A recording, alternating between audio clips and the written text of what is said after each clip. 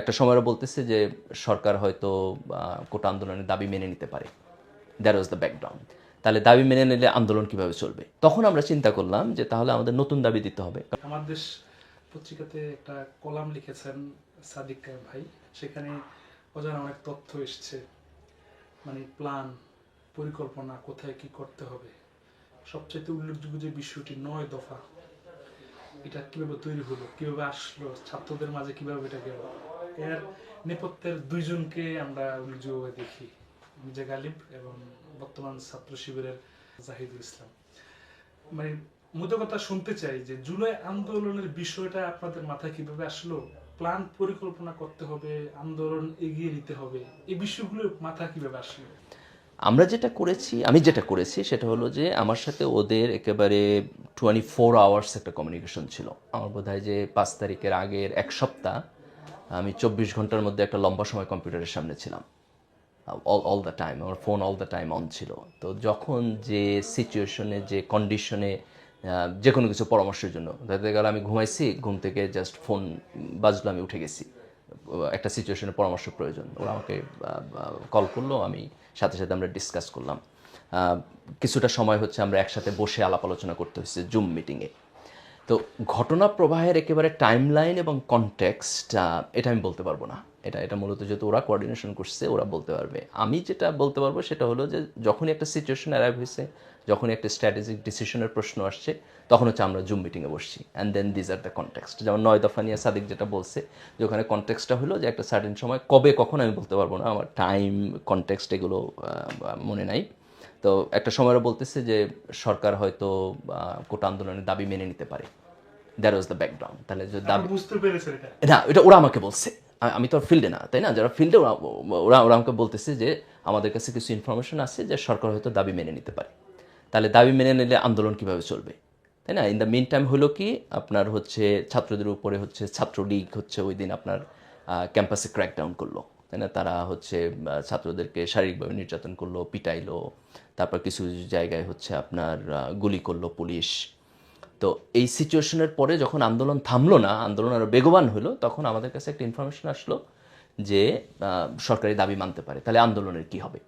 তখন আমরা চিন্তা করলাম যে তাহলে আমাদের নতুন দাবি দিতে হবে, কারণ আগের দাবি ছিল কোটা বাতিল করা। এখন যদি সরকার বলে যে ওকে আমি কোটা বাতিল করে দিলাম, তাহলে তো আপনার আন্দোলনের কোনো গ্রাউন্ড থাকে না। তাহলে we need to go to the next step.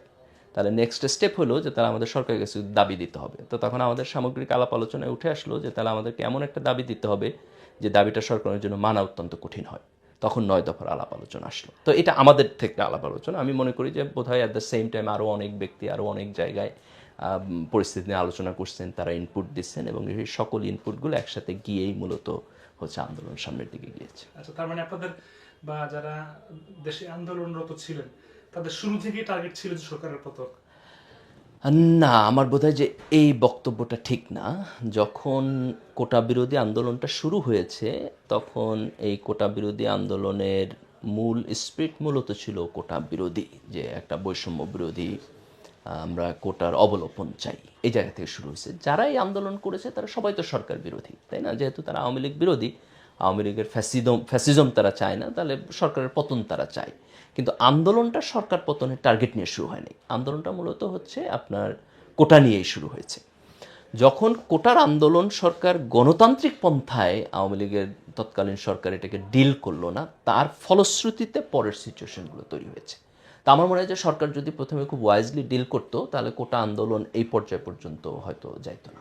আচ্ছা, এমনিতে ভাইয়া এই বিষয়গুলা যে মানে আন্দোলনের প্ল্যানের চেয়ে যে শেখ হাসিনার যে বক্তব্য, রাজাকার বলা, আনিসুল হক উদ্ভট কথা বলা, বা নওফেল বাজে কথা বলা, এমনকি এই আরাফাত নেশাখোর বিভিন্ন কথা বলা, এগুলো কি মানে উপঢৌকন হিসেবে কাজ করেছে কিনা? Definitely, Spirit। ডেফিনেটলি ধরেন যে একটা রাজনৈতিক দল একটা গণতান্ত্রিক দাবি বা আন্দোলনকে যেভাবে ডিল করে, আওয়ামী লীগের এই ডিল করার প্রক্রিয়ার মধ্যে তার কোনো কিছুই ছিল না। আপনি জেনারেল নর্ম বলতে আপনি যেটা বলেন সেটা ছিল না। এটা হলো এক। দুই হলো যে সরকার তাদেরকে শক্তি প্রয়োগের মাধ্যমে দমন করতে চাইছে, জি। তাই না? তিন হলো যে সরকারের সর্বোচ্চ পর্যায় থেকে তাদের সাথে কিছু নেগোসিয়েশন, কিছু কথাবার্তা বলার চেষ্টা করছে, একটা সময় বাজে শব্দ ব্যবহার করছে, তাই না, তারা ইনসাল্ট করার চেষ্টা করছে, আর একটা সময় তাদেরকে কনভিন্স করার চেষ্টা করছে।